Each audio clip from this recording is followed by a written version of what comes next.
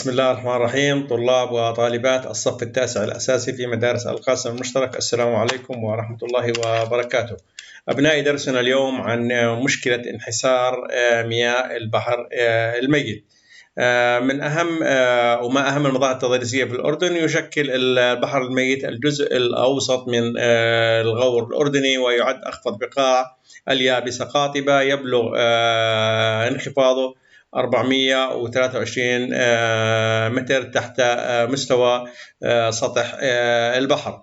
الأهمية الاقتصادية أبنائي للبحر الميت، الأهمية الاقتصادية للبحر الميت، تلاحظون هنا بأنه أولا ميزة انخفاضه عن مستوى سطح البحر، ومياه شديدة الملوحة، وغني بالأملاح والمعادن، ومياهه العلاجية للعديد من الأمراض الجلدية، ويعتبر مقصد سياحي هام للعالم. إذن مرة ثانية، الأهمية الاقتصادية للبحر الميت، أولا يمتاز بانخفاضه عن مستوى سطح البحر بمسافة كبيرة جدا، ومياه شديدة الملوحة، وغني بالأملاح والمعادن، ومياه شديدة أو فائدتها للعلاج العديد من الأمراض، ويعتبر مقصد سياحي هام جدا. هذا فيما يتعلق بالأهمية الاقتصادية للبحر الميت.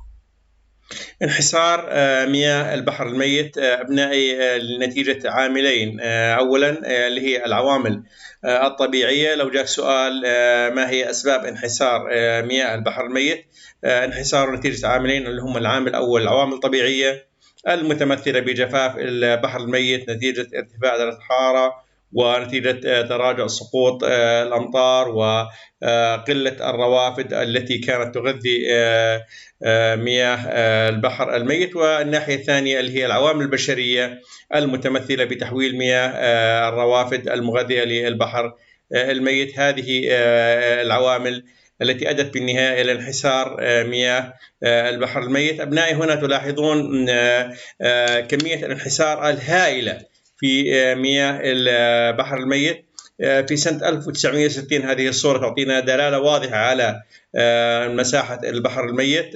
في عام 2005 لاحظ الآن كمية الانحسار الكبيرة جدا اللي هي اللي أدت بالنهاية إلى تراجع مياه البحر الميت.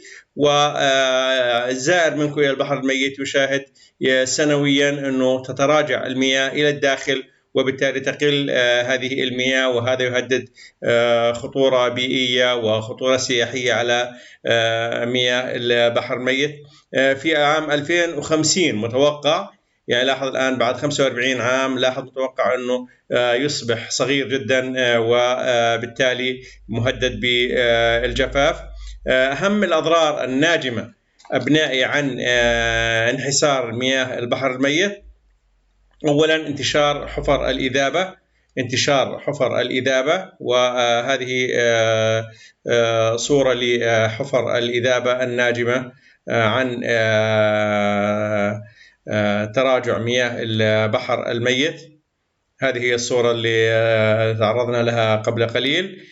والآن اللي هي حفر الإذابة. هذه هي حفر الإذابة، منطقة انحسرت عنها المياه، وبالتالي تصبح هذه المنطقة عبارة عن حفر متباعدة تتجمع فيها المياه، وبالتالي انتشار الانزلاقات الأرضية في وزيادة هذه الحفائر، وبالتالي يؤدي بالنهاية إلى صعوبة الوصول إلى المياه الموجودة في هذه الحفائر، وبالتالي تعتبر مكاره صحية فيما بعد. وهناك أيضا خطورة على كل من يحاول الاقتراب من هذه الحفائر.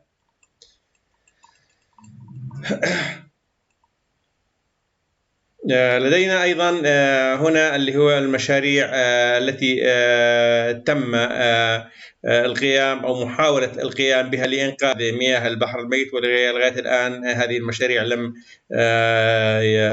ترى النور.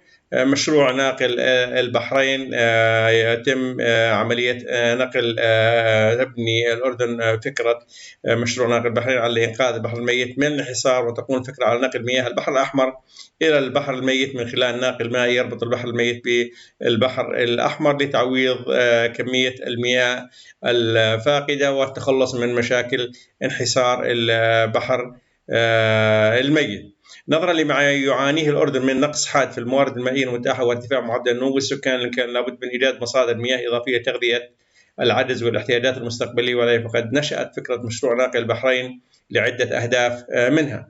أولا تغطية العجز المائي في الأردن من خلال إنشاء محطات التحلية كما تلاحظون على هذه طول القناة، هذه القناة الرابطة بين بحر الميت هنا وخليج العقبة، إنشاء العديد من محطات لتحلية المياه، المحافظة على مستوى منسوب مياه البحر الميت من الانحسار والجفاف، وأيضا توليد الطاقة الكهربائية.